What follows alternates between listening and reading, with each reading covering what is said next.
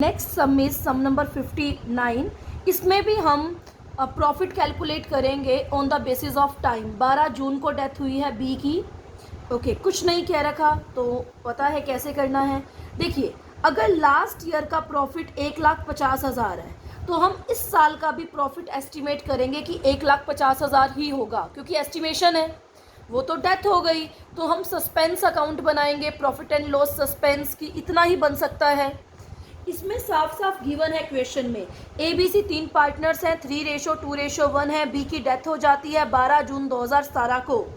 जो गुडविल थी वो 60,000 की थी। ओके, बी का शेयर निकालेंगे और जो प्रॉफिट है वो कैलकुलेट करेंगे on the basis of previous year profit. तो प्रीवियस ईयर का प्रॉफिट दे रखा है 1,50,000। ओके, अब 1,50,000 पिछले पूरे साल का प्रॉफिट है, तो हम निकालेंगे यहाँ पे प्रॉफिट कितने दिनों का, 12 जून तक का। 12 जून का मतलब देखिए, अप्रैल में होते हैं 30 दिन, क्योंकि 1 अप्रैल से 12 जून का निकालेंगे 30 दिन।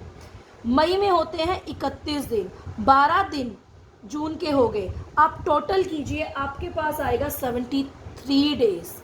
तो बेटा प्रॉफिट निकालोगे 73 डेज का। अब क्वेश्चन स्टूडेंट्स के माइंड में आएगा, मंथ्स का क्यों नहीं निकाला? क्योंकि बेटा इसकी जो डेथ है वो 30 जून या 31 जुलाई को नहीं हुई। जो मंथ का करेंगे भाई, मिड के मंथ के हाफ में हो गई है, मंथ के मिड में हो गई है, तो 73 डिवाइड बाय 365। अगर पूरे साल का प्रॉफिट 1.5 लाख बनता है, लास्ट ईयर का प्रॉफिट एस्टिमेट किया गया है, तो बेटा 73 डेज का प्रॉफिट निकालेंगे। और 73 डेज का प्रॉफिट निकालने के बाद बी का शेयर कितना है, 2/6।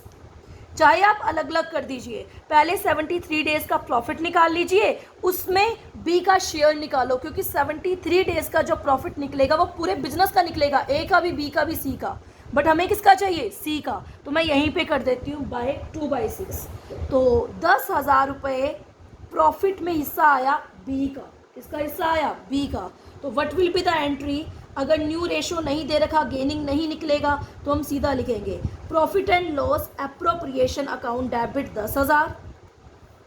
ठीक है, profit and loss appropriation account debit 10,000 किसको मिलेगा, बी को मिलेगा। तो टू बीज कैपिटल अकाउंट 10,000। अगर इन्होंने न्यू रेशो दे रखा होता तो गेनिंग रेशो में डिस्ट्रीब्यूट होता। ओके, अब नेक्स्ट, ये तो हमने कैलकुलेट कर लिया। अब आता है गुडविल। बेटा पूरे बिजनेस की गुडविल 60,000 है, बी की डेथ हो गई, तो बी का शेयर क्या है, 2/6। कहने का मतलब है टोटल गुडविल बी की कितनी बनती है, 20,000। कितनी बनती है, 20,000। अब गुडविल बी की बनती है तो बी सेक्रीफाइस कर रहा है टू बीज कैपिटल 20,000।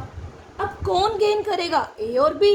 ए और बी अगर गेनिंग रेशो नहीं गिवन तो हम एस्टिमेट करते हैं यही न्यू रेशो है और यही गेनिंग रेशो है। तो क्या लिखेंगे, A is capital account debit, C is capital account debit, 3:1। तो 20,000 को 3:1 में बांटेंगे तो 15,000 और कितना आएगा, 5,000। ये एंट्री तो आप पूरे सम्स में करते आ रहे हो कि पूरे बिजनेस की गुडविल गिवन है, उससे बी का शेयर निकालेंगे। यस, जब गुडविल निकालते हैं तो सीधा शेयर निकालते हैं, मंथ या डेज से डिवाइड नहीं करते, क्योंकि गुडविल को कैलकुलेट मंथ वाइज या टाइम वाइज नहीं किया जाता। गुडविल को कैलकुलेट किया जाता है शेयर वाइज, जबकि प्रॉफिट को कैलकुलेट किया जाता है टाइम वाइज।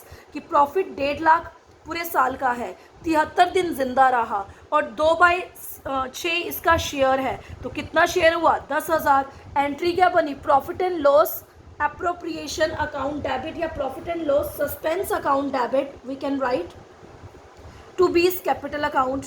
और ये तो गुडविल का डिस्ट्रीब्यूशन है। आपको पता है ए और सी गेन कर रहे हैं, तो A is capital account debit, C is capital account debit, to B is capital account.